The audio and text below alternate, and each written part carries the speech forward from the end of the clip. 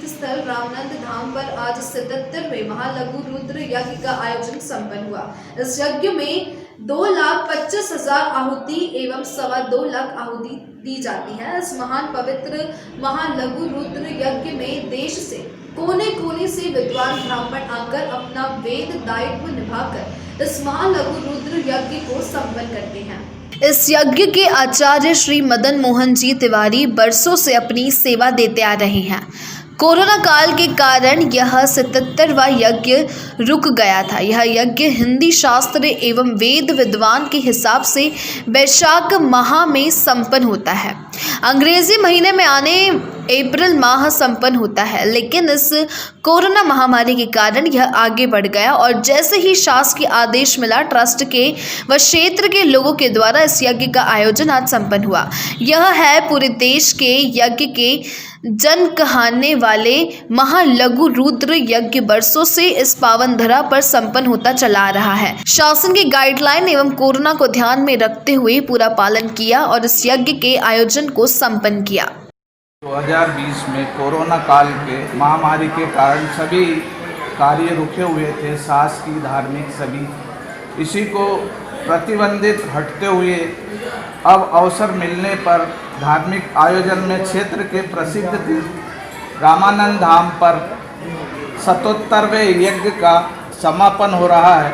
इसी के बारे में आचार्य श्री मदन मोहन जी तिवारी से मैं यज्ञ के बारे में कुछ जानना चाहता हूँ। गुरुजी, जैसे कि अब कोरोना महामारी हटा है, यज्ञ का जो मुख्य कार्य था वो पूर्ण हुआ। यज्ञ से विश्व के लिए क्या शांति और क्या मैसेज है? देखिए, यज्ञाद भवति पर्जन्यः यज्ञः कर्म समुद्भवः। यज्ञ के माध्यम से पूरा वातावरण पवित्र होता है जी। यज्ञ के माध्यम से मानसिकता में पवित्रता आती है जी। यज्ञ के प्रभाव से एक धार्मिक आस्था जागृत होती है।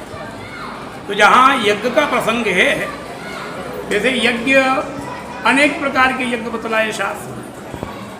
जप यज्ञ हैं, होम यज्ञ हैं, दान यज्ञ हैं, साधना यज्ञ हैं, सेवा यज्ञ हैं।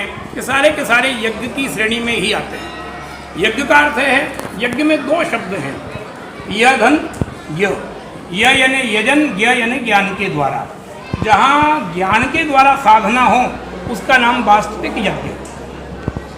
जहाँ ज्ञान के द्वारा, अब अज्ञान के द्वारा जहाँ साधना होती है, वहाँ चाहे वो होमात्मक यज्ञ हो, चाहे जपात्मक यज्ञ हो, दानात्मक हो, वहाँ शांति नहीं मिल पाती। संत श्री हमारे जो बाबा साहब रहे रामानंद जी ब्रह्मचारी, उनका अपना एक लक्ष्य था, वयम राष्ट्रे जागृयाम पुरोहिताः।